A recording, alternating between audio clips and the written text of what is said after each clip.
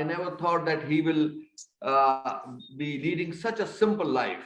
And once, after visiting so many places, once we were invited while we were in Urbana-Champaign University, Stephen Cohen was very kind to invite us to his own place, and he actually cooked food for us. And I still remember having turkey at his place. And what a simple life he was leading. I never thought that a person of that stature will be leading such a simple life. So I was really impressed by that. My third, I will not take long time. I know I have only 2 minutes. Last thing that I would like to share with you, that as you all know, that when you go there, when the whole process is completed, you are supposed to develop some kind of a report and put, like I'm talking to you right now, a report based on your own experience. So like anybody else, I also did that, and I gave it a title, and the title was, which I will explain it to you, my meeting with our meeting with the people in Pentagon. I had never been before to Pentagon, so I didn't have any idea about the building. So this was post-lunch meeting.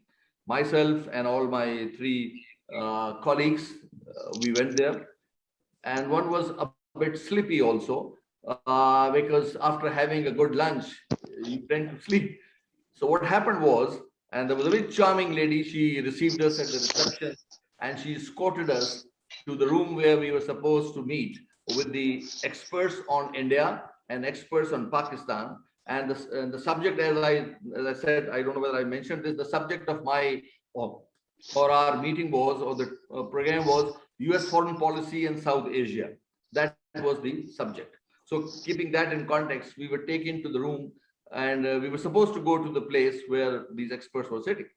So we were going from one place to another, and a huge long corridor.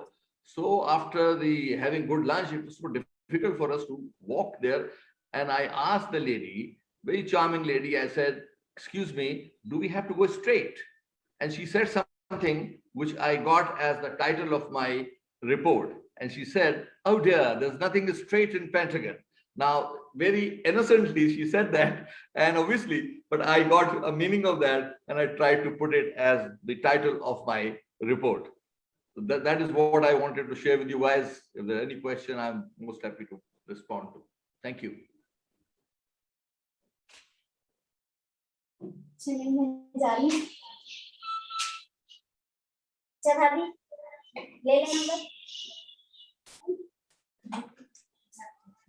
Naveed, we cannot hear you. You please unmute yourself.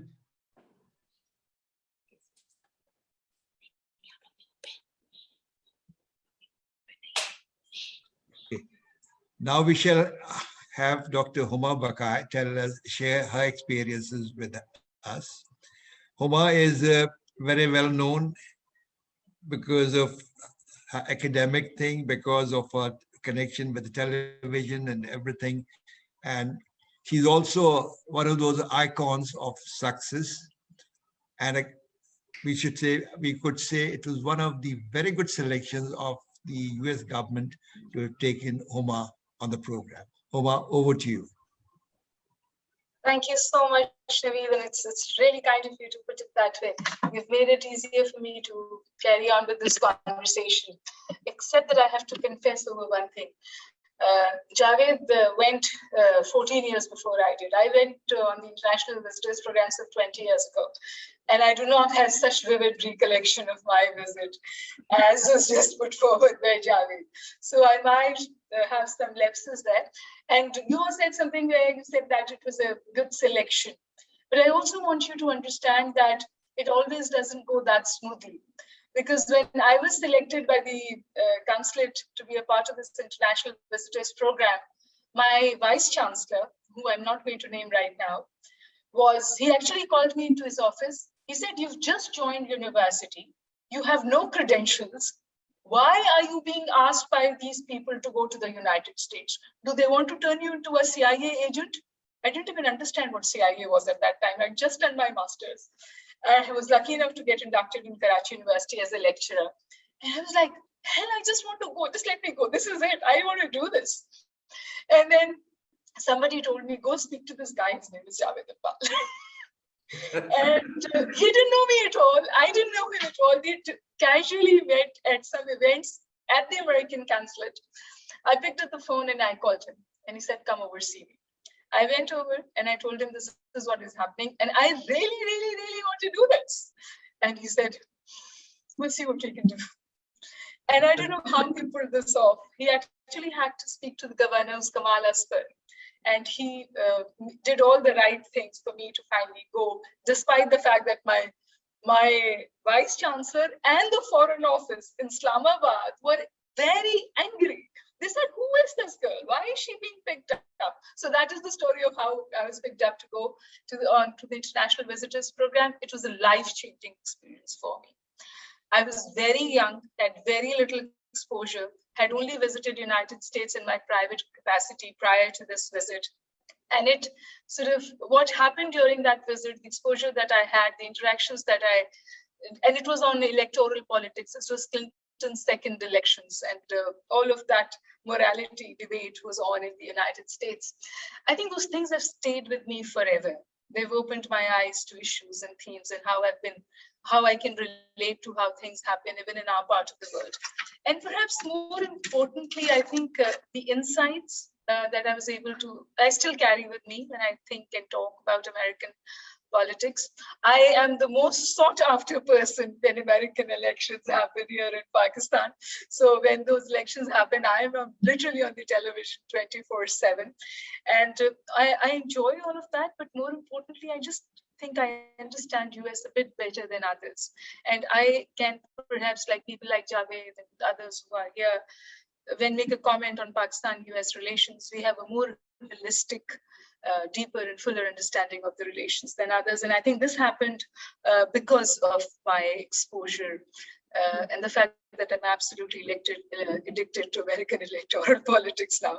I follow it. Moreover, what else? Also, the kind of people I met. Javed mentioned the fact that it was a time when we were in acute acrimony with India. The same was the case when I went. And but I mean, my best friend was a person from India.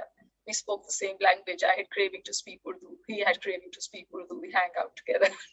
So I think that was also important, which happened because of this visit. And something else that I want to probably put forward is that subsequently, I've been picked up by various other organizations to visit and get trained, largely from Germany and in other parts of Europe. And all of them turn around in my interviews and say, oh, so you've been on the International Visitors Program? And I said, yes, and that was ages ago. So this has kind of stayed on with me. I cherish the memory. I still have the certificate. It's somewhere in my office, actually on a wall. And I still take pride in it because that's where my career took off. I was literally somebody who had just passed out from the university, got into teaching, and this exposure happened. And I think it literally shaped me and who I am. Have I become an influencer? I'd like to think yes. And actually give a lot of credit to people who pick me up and others who go in this program and then are on positions of influence and power and leadership. So I think the leadership part of it is important. The right kind of people are picked up. Thank you. Great.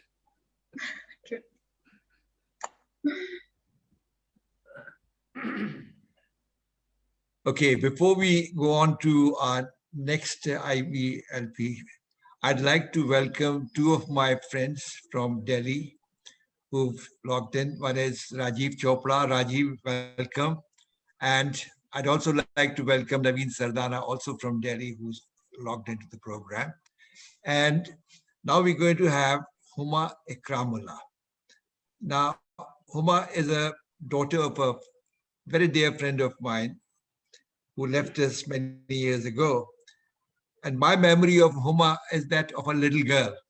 But today that little girl has become a bright star. And with the NGO that she has and everything else, she is doing wonders. Over to Huma Ikramullah. Bismillah ar-Rahman ar-Rahim. Thank you so much for asking me to join in. And thank you so much, Mr. Naved Khan, for remembering my father in such good words. And Rotary has always been, and I know most of the people here, and some of them also know me. It has always been a part of my family because of my father, my mother, my grandfather, my uncle, and Rotary. It's like a Rotary child, and I've grown up with everybody over here and learned so much from Rotary. With the International Visitors Program, I was lucky enough to be selected, and I went on the Women's Equity in Workplace program. And at that time, I had passed out of law, and I was doing environmental law in IUCN. And Mr. Javed Jabbar is there, and he's there in IUCN, and it's always great to see him over here, and Javed Sahab. I went on that program, and it was very, very interesting for me because that gave me a perspective on women's rights. And I learned a lot from that program, which I translated later on in my career, because I was always interested in working for human rights, women issues, sustainable development goals are focused on all these issues which we are talking about, which Mr. Dr. Aftab Imam just pointed out about environment, equality, women empowerment. So women's equity in the workplace was something which was focused on women's rights. And as I learned from that experience, that women in America also face similar or same issues like women in Pakistan. They also have the glass ceiling issues. They also have some discrimination in workplace harassment, or issues which are similar to Pakistani women over here. And but a fact which I learned from that was that women all over the world have similar issues. And that's what I told everybody when I came back, and I was teaching, and then I started teaching in Hamdard Law College. So I told my students that, human rights, women gender issues are there all over the world. So when you talk about developed countries or countries like Pakistan, issues are there, but we need to find common solutions, which I learned from there. And it was like an exchange experience. I think at one point that of course, it was very enriching for us. It was, apart from being the fact that I had went to America with my parents as well in a personal capacity, this was a totally different experience. We went to so many different states. We met people and politicians over there. And we learned so much. And I think they learned a little bit from us as well, because we were a group of young women, and two of them were from Peshawar, two of us were from Karachi, and one was from Lahore or Sialkot. So at some places, one of the people started conversing in English, and they were like, I don't think they really understand English. And I'm like, I replied to them in English, and they were like a little surprised. And I said, we do not live on trees, and we do not wear leaves. We are educated, and that is the perception of Pakistan which we gave to them also. So it is always these exchange visits which I tell afterwards, with when we formed Puan, and Javed Saab, you were there, you remember in the formation, that it's a two-way process. While it's a very enriching experience for all of us, obviously we learn so much, it is enriching for them as well.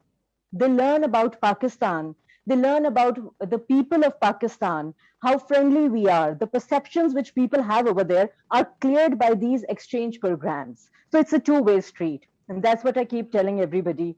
And regarding this program, it helped me in this way that now I work with the parliamentarians on legislative drafting, on women issues, with Religions for Peace Pakistan. And those memories, those things and lessons which I learned over there have been translated into active work over here, into policies, into laws which I help parliamentarians to draft. It contributed, because you see, your vision becomes broad. Your idea about the world is always broadened. And that was, I think, one of my first trip abroad without my parents. Otherwise, it was always my father and my mother along with me. So that was very, very exciting. And at the same time, it gave me a lot of confidence. And I would like to mention over here that my father was also an IVLP. So I had already heard a lot about IVLP and its impact, what impact he had, what experiences, the stories he would tell us. So it was like I was selected. So it was a very proud moment for me. And that's what I would like to share. Thank you. Thank you, Uma. We're running behind time, but nobody else to be blamed. It's just me and me alone, because I'm not that good at the technology. Normally, I get a rotractor to come and help me. Today, that rotractor wasn't here, so I was doing it myself. Anyhow, the meeting is being recorded. And now I shall request Amina Sayed, who I think is the Joan of Arc of the literary world in this country, or all over the world, I would say that. Amina has the Order of British Empire, and she will introduce Amy today. Thank you, Naveed, for your kind words. I am delighted and honored to be introducing Amy Christianson. Amy Christianson is a public affairs officer leading U.S. Consulate Karachi's educational, cultural, and public affairs initiatives. Before joining Mission Pakistan in September 2020, Amy was the Global Outreach Coordinator with the Bureau of Educational and Cultural Affairs in Washington, D.C., where she deepened the U.S. government's relationships with millions of exchange alumni. Amy previously served in Pretoria, Brasilia, Tegucigalpa, Mexico City, and Washington, D.C. as the Special Assistant to the Undersecretary for Public Diplomacy and Public Affairs. Prior to joining the Foreign Service, Amy was the Deputy Executive Director of a Native American association dedicated to the sovereignty and economic development of the federally recognized tribes throughout the United States. Amy was a Peace Corps volunteer in the Dominican Republic. Thank you. Okay, let's all listen to Amy. Amy, you're on now. Thank you, and thank you, Amina, for the kind introduction. Thank you, Navid, for the invitation to speak today. I'm really looking forward to it. I see my thing just died. I really enjoyed those testimonies from the 3IVLP alumni. I think it's very important to start my discussion with that, because it puts the personal and the human to what I'm actually going to talk about, and it lets people understand that the exchanges affect people in different ways and bring great things, and it's exciting. And I will say that we in public diplomacy, we really pride ourselves on the people that we choose to go on these visits. Seriously, I'm always impressed with how good we are at finding the best of the best to do these visits. And so I'm really glad to hear those stories. As I mentioned, as I said, I'm going to talk about exchanges. And first, I want to give you an understanding of exchanges writ large, what we do, and then what we've done to adjust to COVID and the pandemic. First, I want to let you know, though, that Rotary is very close to my heart. I grew up in a very small town in the rural state of Montana, and the Rotary Club was a very important part of our community. Not only did the Rotarians make our town better through service activities, but they also supported some of my friends' international exchanges. They brought the world to Dillon, Montana, and ignited my dreams to travel abroad. And they planted the seed for my becoming a diplomat. So the work you're doing is fabulous. Congratulations on being part of Rotary. And I just recently learned about the Rotaract and Interact clubs. I didn't know about them, and I'm fascinated. It's a lot of our public diplomacy programs are aimed at the very same age groups. And given that the youth are dedicated to public service, I can only imagine that they are the best of Pakistan. So that is awesome. I hope we get to do some work with them as well. And I was also pleased when I was looking at your website that the Rotary International is dedicated to diversity, equity, and inclusion. This is something that we too work very hard to ensure in our exchange program participants. We want to make sure that they reflect the financial, ethnic, gender, and religious diversity of Pakistan and other people around the world. It's important for me to say that President Biden has also been really focusing on that, and it's exciting to see where we're all going with that. So, as the Public Affairs Officer for the U.S. Consulate, I'm going to focus my remarks on public diplomacy initiatives in Pakistan. First, I'm going to talk about the importance of public diplomacy, and then I'll give you an idea of our traditional public diplomacy efforts that we've done throughout the years to bring together Americans and Pakistanis to forge stronger relations. As you heard earlier from our colleagues, many of you are alumni of our exchange programs. I don't think they're the only 3 here who are alumni. And so it's awesome to be together with you and to be talking. And finally, I'm going to talk about our new and innovative efforts to rise to the challenge of the pandemic. When our traditional in-person programs were brought to a halt, U.S. diplomats around the world rose to the challenge with new exchange program models that continue to connect people on topics of national and global importance. So first of all, what is public diplomacy? My family keeps asking me that, and I keep telling them what it is, but they still don't get it. I'm working on it. So public diplomacy has become an extremely important part of our foreign policy. In the State Department, it's one of the 5 diplomatic career tracks that we can follow. First is public diplomacy, second political, third economic, fourth is consular, and the 5th is management. And as you can all imagine, of course, I think that public diplomacy is the most fun of all of the career tracks, and I'm thrilled that I chose it. As public diplomacy officers, we communicate through a variety of media to promote U.S. interests abroad. We engage with the full range of civil society, such as Rotary clubs, to promote mutual understanding. And we manage exchange programs to strengthen relationships that improve foreign insight into American society. And I think what our friends told us about the IVLP program really shows about those insights, because we're not afraid to let them see America, warts and all, as we say, even with our problems, because that's how we all come together, realize how we work together, and how we can become a world of peace and respect. So, that's one of my favorite things about our exchange programs. In fact, through our public affairs sections at the Embassy in Islamabad and our consulates in Karachi, Lahore, and Peshawar, the US government sends 800 Pakistanis annually to the United States. And I'm proud to say that 300 of these come from Sindh and Balochistan, which is our district here at the consulate. So I'm going to give you a moment to talk a little bit about the depth and the breadth of our exchange programs, because many of you know about the flagships, IVLP as well as Fulbright. And I want to kind of let you know about our other academic, cultural, youth, and professional exchanges. First of all, I love academic exchanges and collaboration. These educational linkages are immensely beneficial to both of our countries. They're enriching our communities and bolstering both of our economics. They foster understanding and create lasting bonds. And most importantly, they build a foundation from which we can tackle global challenges together.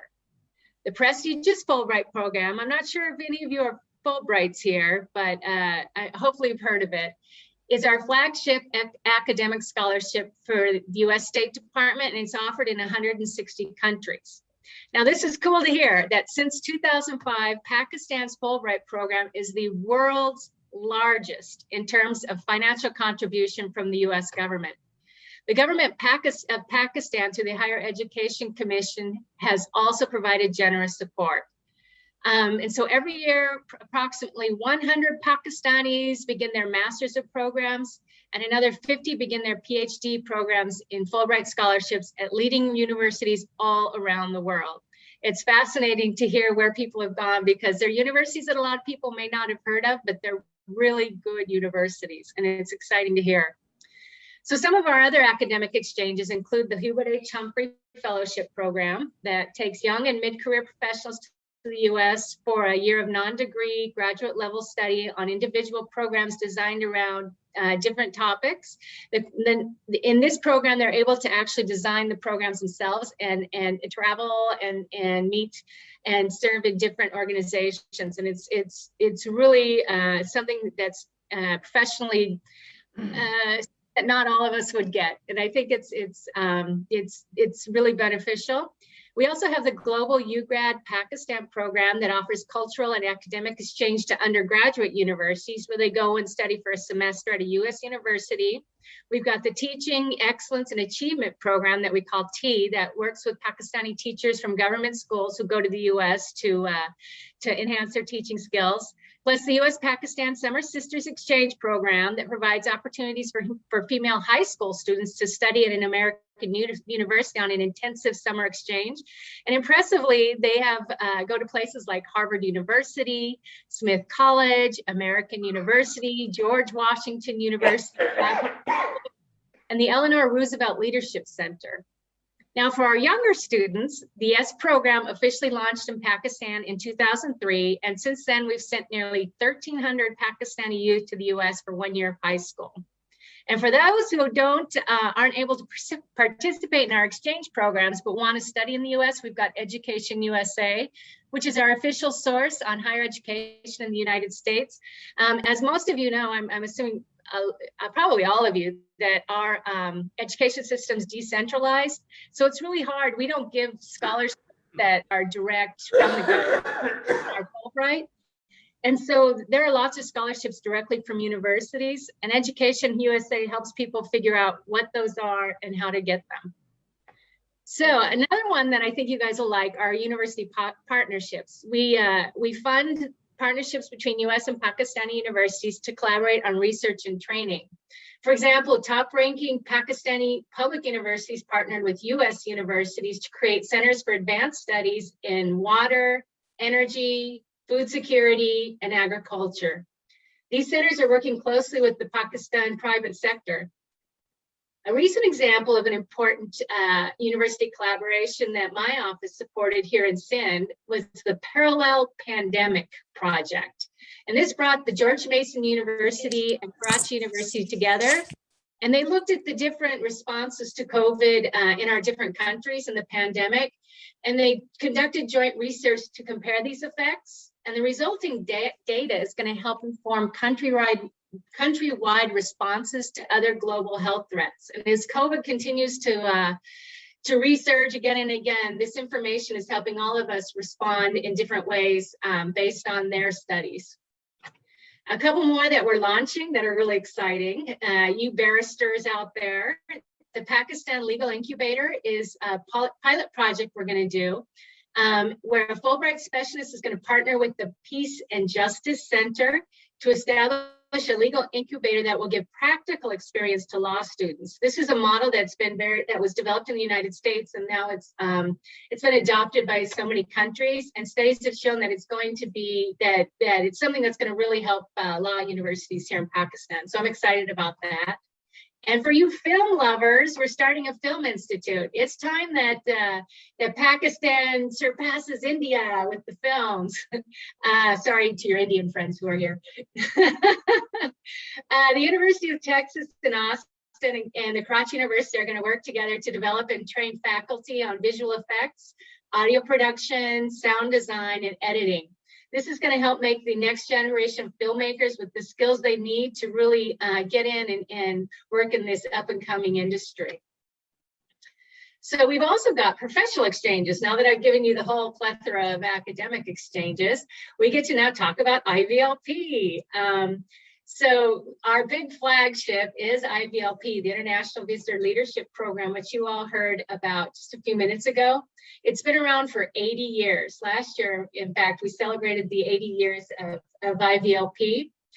And it's an awesome program because we've connected professionals from around the world with professionals in the United States. And as Huma said, people in the United States learn as much or more about those people who are visiting, as well as those people who are visiting learn about the United States. It's a true two-way street, and it enriches my country to understand better people from other countries. And so we thank you for going and helping my people understand your countries as well as learning from ours. We've got some other ones that I love, and I'm going to mention these, although we only send a very few number of women on these programs. They're just so cool. One is Tech Women that pairs IT professionals with women in Silicon Valley, and they spend a month in Silicon Valley working hand in hand with IT professionals and building their skills. Fortune is business women go and they spend a month mentoring with Fortune 500, women who work in Fortune 500 companies. And then the ESPNW women's program that takes women who are in sports, like sports broadcasters, sports administration, sports teachers, takes them to the United States to work with people who are affiliated with ESPN. Another one that I'm not sure if you know about is our Center for Excellence in Journalism. This is not particularly exchange, but actually a center we helped develop here at the IBA. And it was launched in 2016, and it's beginning to be the most prestigious Pakistani journalism training facility based at the university. Of course, COVID slowed it down, but hopefully they can continue to grow. One thing we're working with them on right now is a program on peace journalism, peace and conflict reporting. That's going to have some great journalist output coming from it. For our authors, we've got the University of Iowa's International Writing Program. For musicians, we've got One Beat and Center Stage. We've just really realized it's a variety of people that are really building sectors, different sectors in their countries, and we're bringing them together. It's a lot of fun. We're also teaching English language. The English Access Program is a 2-year program here in Pakistan, and it's for talented and motivated economically disadvantaged youth. And it teaches them English language, US culture, leadership, and critical thinking skills. We also have for young adults English Works that takes unemployed and underemployed youth ages 17 to 25 and enhances their entrepreneurial and technical skills. Another great program. And then, as Huma mentioned, there's Puan. Because of the Pakistani alumni who came back to Pakistan and said, you know what, we're a special crowd, or at least I think you're a special crowd. And we can work together to continue to make an impact and create the relationships with the United States. And so together with the embassy in Islamabad, they established PUAN, the Pakistan US Alumni Network. It is now the biggest alumni network in the world. And in my work in Washington, D.C., everybody kept asking me, how do we get to have a Puan? We want a Puan. And it's like, no, Puan's special. I don't know if anybody can duplicate that. 32,000 members, I believe, at this time. So all of this shows us that the words of the American journalist Edward R. Murrow were spot on. He said, the real crucial link in international relations is the last 3 feet, which is bridged by personal contact, one person talking to another. However, as we all know, since we're all on Zoom right now, COVID-19 put all of our exchanges to a halt. So we dove into virtual and worked on rising to the challenge. And one thing we found, and it'd be interesting to know if you found this as well, is that because of virtual exchanges, we're reaching a significantly greater audiences. Our programs are much more approachable and affordable than traditional exchanges. There are fewer political, socioeconomic, religious, or demographic factors that limit participation, and diversity is greatly increased, giving voice to those who may traditionally not have had access to physical exchanges. So it's had its, although we are not all getting together in person, it's had its advantages. For one thing, the IVLP, I'm not sure if you all know this. I know, is it Aman? Who is, she's been in the IVLP virtual program where she was chosen for IVLP, but not able to go in person. And so, yes. Yeah, and so you've had to take it online, but at least we've been able to continue the rhythm and be able to bring you together with other people. And so that's what IVLP is trying to do, to continue the rhythm. And we keep hoping beyond hope that pretty soon we'll be able to take people back to the US.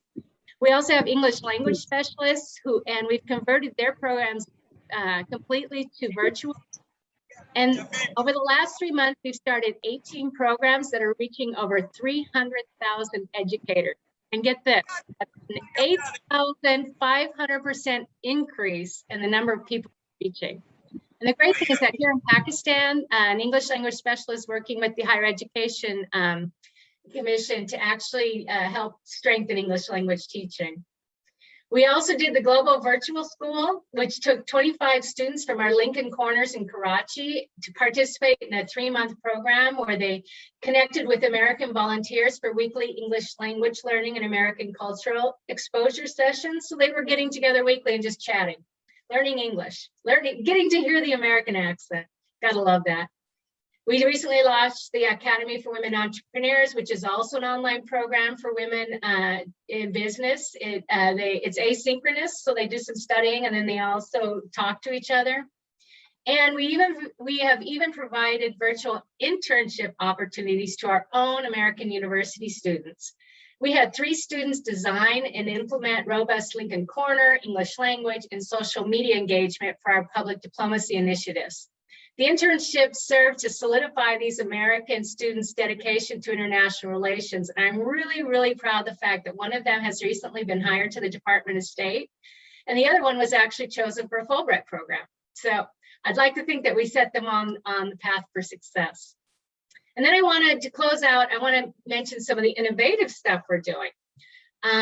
We did a launch of Burqa Avenger. I don't know if any of you have watched Burqa Avenger, or your kids have, but it's a Pakistani animated television series created by a great Pakistani producer. It's a storyline for women's empowerment and education because the superheroine wears a burqa as a disguise to conceal her identity. And she's also, her alter ego is a teacher at an all-girls school. So working with the producer, we created a Burqa Avenger social media campaign, teacher training videos, and print materials in English that were distributed to over 3,000 teachers and students. So kids are learning respect for each other through cartoons. And we're helping to build in partnership with that producer a program that's really taking off. Another one, I hope that some of you watched our Independence Day online. I know we were all disappointed that we couldn't get together in person. But we did our online program and we had a musical concert, which was fun because we had American musicians playing along with Pakistani musicians. Hassan Bari organized it, and the Arts Council of Pakistan in Karachi. And he brought the Mary McBride band. They got together and they played, even though they were in different parts of the world.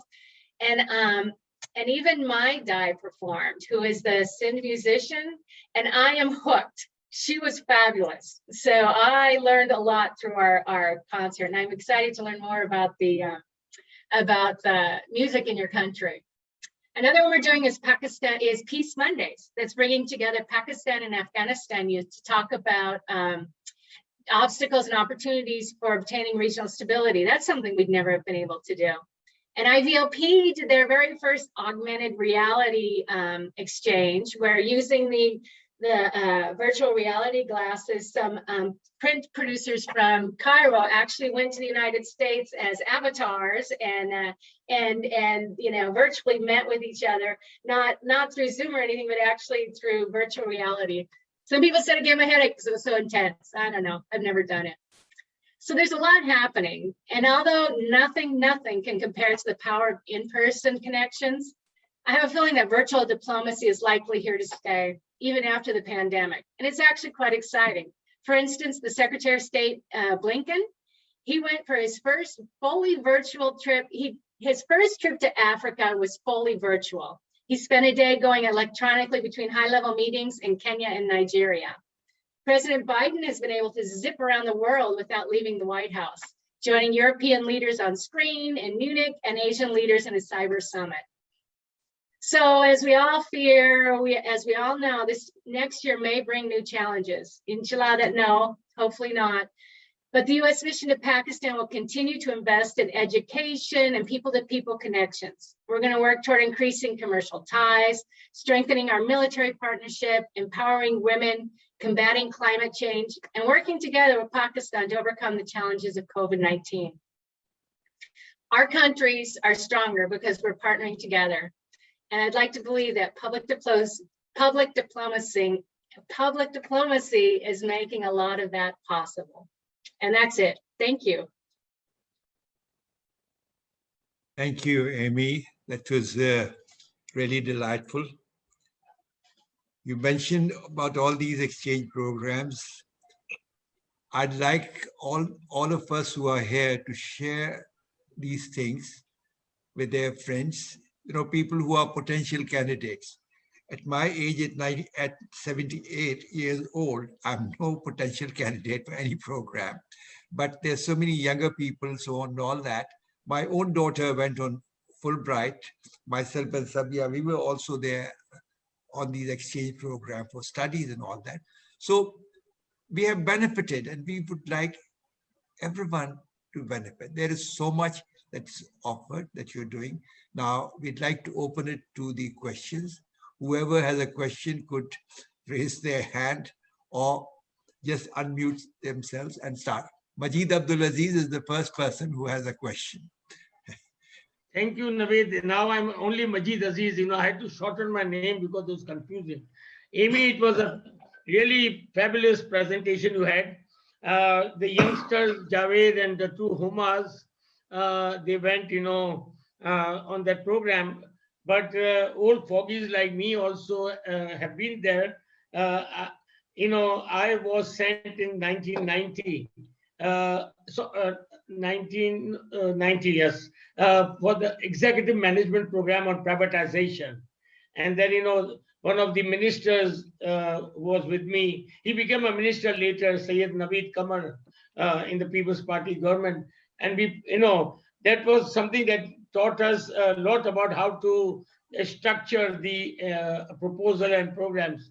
And then Uncle Sam has been very kind to me. I've been sent there about 5 times on various, but mostly related to trade and industry. And I've been fortunate enough to lead the first ever delegation of any chamber or any association to Foggy Bottom, to Commerce, to Congress. And I was asked by the right people in State Department to do advocacy on the ROZ.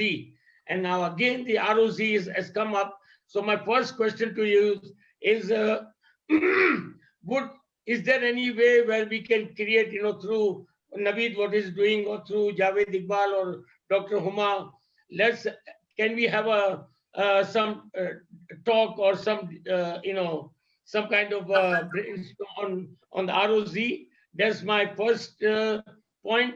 And on the culture side, every time I meet one of your predecessors, I tell them, now of course things are not the right time, but when things improve, we need to bring square dancing here. We need you to, bring somebody. And, there is, what you see is, you don't see any Americana in the real sense here, and even the apple pie is also not good here. So, these are 2-3 things, but I would like to emphasize that we have a program on ROZ. Maybe we can have a Zoom for the present moment. And I think that would really be worthwhile, considering the Afghan, especially the new situation at Afghanistan, and we are working. And just I would to end with one last point, that my company is the largest importer of soybean from America. So soybean is the magic word in my company's relationship with the United States. Of course, I went to study in 1969, but that was in another century, Thank you very much. Thank you. Okay. That's great. And Naveed, I think you're right. What I really want you guys to do is make sure that the youth and your Rotaract and Interact and those groups know about our opportunities. The program is it's going to be on YouTube. So I'll send all of you the links and share it with as many people as you can. Now let's have something from Mr. Javed Jabbar. He always has something to say. Dear Mr. Javed, please come on with your video, Javed. Really? I'm not a sight for sore eyes, but first of all, let me thank you, Naveed, for hosting this very interesting and informative dialogue, because I enjoyed listening to Sayyid Javed Iqbal, Dr. Huma Bakai, and Huma Ikramullah very much. Each of them presented a very individualistic, fresh perspective on the value of this cooperation with the United States. And Anne Christianson has given us a very comprehensive survey of the remarkable variety of projects in which the United States is engaging with Pakistan. I wish it was also the other way around.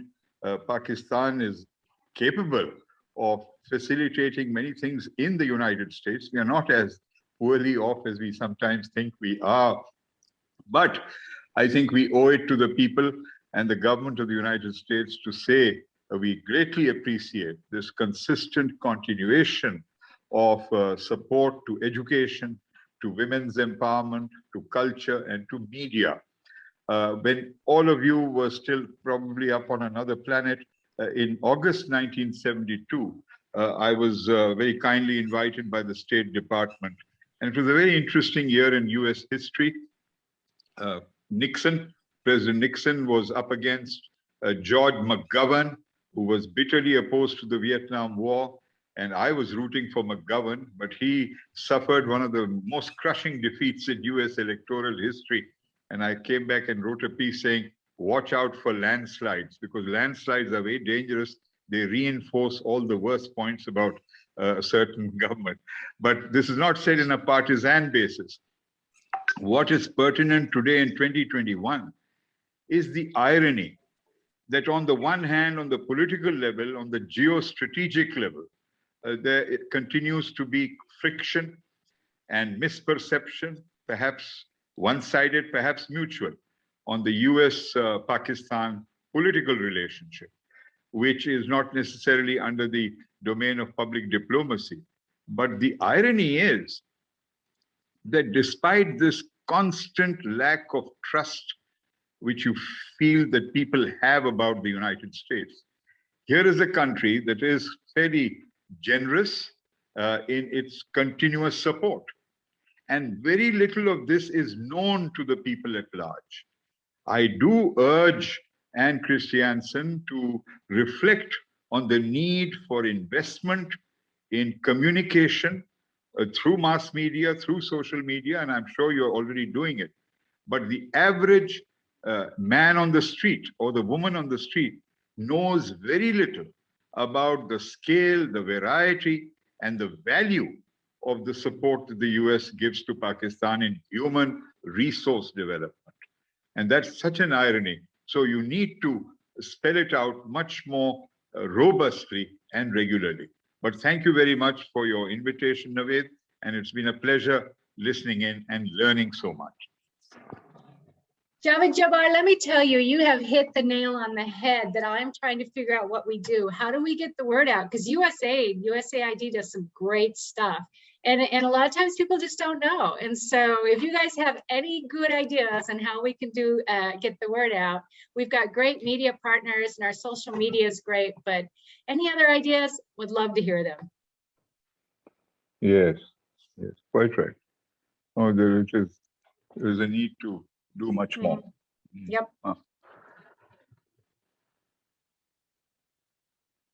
Where's Naveed gone?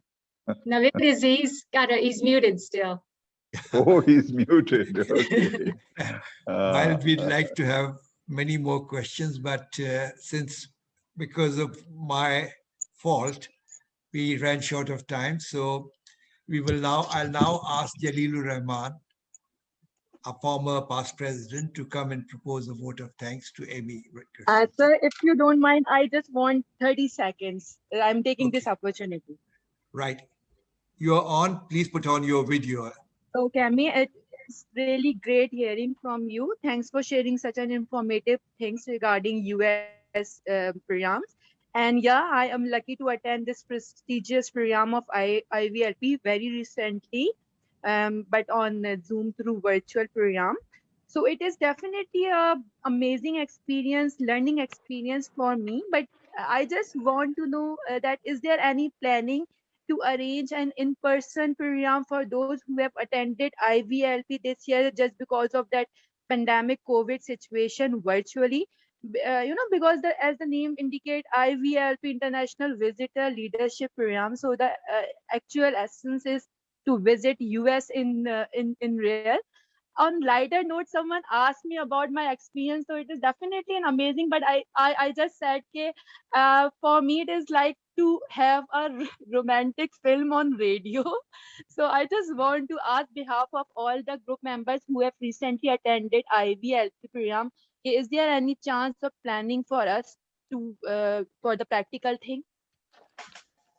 Yeah, we're planning, they had hoped to start the in-person this year. As you know, it's been put on hold again, but we are keeping people like you on our priority list so that when we Great. do open up again, because we know it's just not the same. You're getting some great stuff and meeting new people, but it's really not the same. And so you're still high on our list. We'll see, and we'll see when,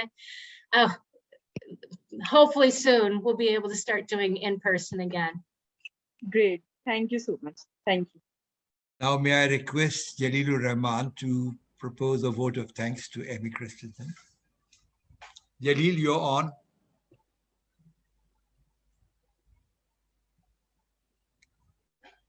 I think we've lost Jalil's connection. So, since Jalil is in there, I myself Amy would like to thank you so much for being with us and giving us such valuable information, which I think is very important for people to know about. Since I'm also associated with a business college as a visiting faculty where I go twice a week, I feel that these students and these people should know more about these programs. Like the Fulbright program has the largest number of people going out of Pakistan. But in Karachi, the information has not been so good. From lumps, there's 5 or 6 or 7 people go out every day. Even the year my daughter went, 6 of her, friends from lumps had gone there. So I think this is a very important thing. But like I said, I'll put it on YouTube, and we shall all be able to do it. Thank you so much, and thank everyone for participating in it. At the end, all I'd like to say is that we had 140 registrations for the program, but we did not have 140 people. But I think the people who participated in the program is absolute the cream of this country, and it was the quality that was there in the program. And top of it, Amy, your presentation was absolute quality. Thank you very much. Thank you. It was my pleasure. Thank you for inviting me, and follow us on social media, Facebook. Okay, then take care. Follow me on Twitter also. Okay, great.